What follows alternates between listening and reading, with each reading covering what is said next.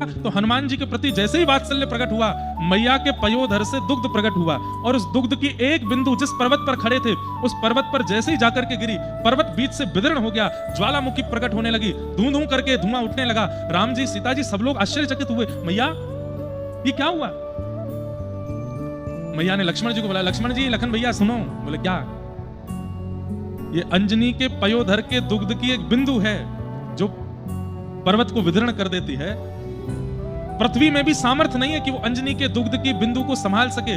उस दुग्ध में पला है हनुमान, उस दुग्ध को पीकर के पोषित हुआ है हनुमान, वो सामान्य नहीं है। और ये बात मैं जानती हूं, ये बात मैं मानती भी हूं।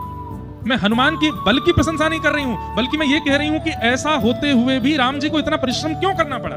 इसकी आवश्यकता नहीं थी। हनुमान चाहता तो अपने एक पैर के पाद प्रहार से पूरी लंका को रसातल में पहुंचा देता। ये मेरे दुग्ध की ताकत है हनुमान के अंदर, लेकिन फिर भी ये सब करना पड़ा, सेतु बनाना पड़ा, राघव जी को इतना श्रम करना पड़ा, इससे मैं दुखी हुई हूं। ये इसकी आवश्यकता नहीं थी। तब राघव जी ने अंजनी मैया को शांत किया, बोले मैया आप इतनी दुखी मत हो, हमारी आज्ञा नहीं थी। और श्री हनुमान जी महाराज हमारी आज्ञा के बिना कुछ करते नहीं है। हम में और हनुमान जी में, अगर हम अपने आप को भक्त मानते हैं तो अंतर क्या है?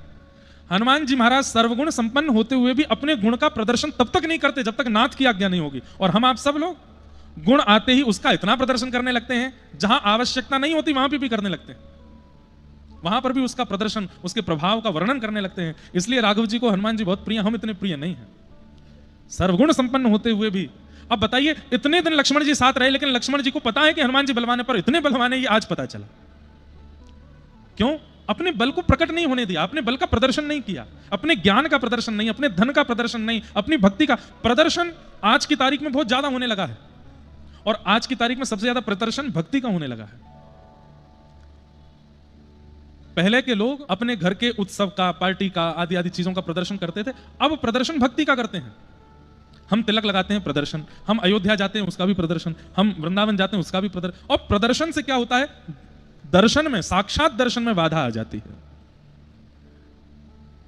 भक्ति का प्रदर्शन नहीं, अपने भाव का प्रदर्शन नहीं। कई लोग मिलते हैं, महाराज जी बैठे, महाराज जी को मिलते होंगे, मिल करके सबसे पहले अपने गुण बताएंगे। महाराज जी हम सुबह 4 बजे उठ जाते हैं, रोज 4 बजे उठ करके 3 घंटा ठाकुर जी की पूजा करते हैं, चाहे आंधी आ जाए, तूफान आ जाए, ये हो जाए, वो हो जाए, पास के शंकर जी पर जल चढ़ाने जाते हैं।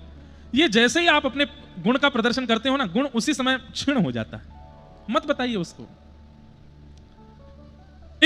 एक बड़ा स्वाभाविक बात है कि कोई व्यक्ति गुणवान होते हुए भी अपने गुण को छिपाता है। किसी अन्य के मार्फत पता चले कि उसमें ये गुण था तो सुनकर के कितना अच्छा लगता है, अरे वाह, उसने तो हमको पता भी नहीं चलने दिया कि वो इतना गुणवान था।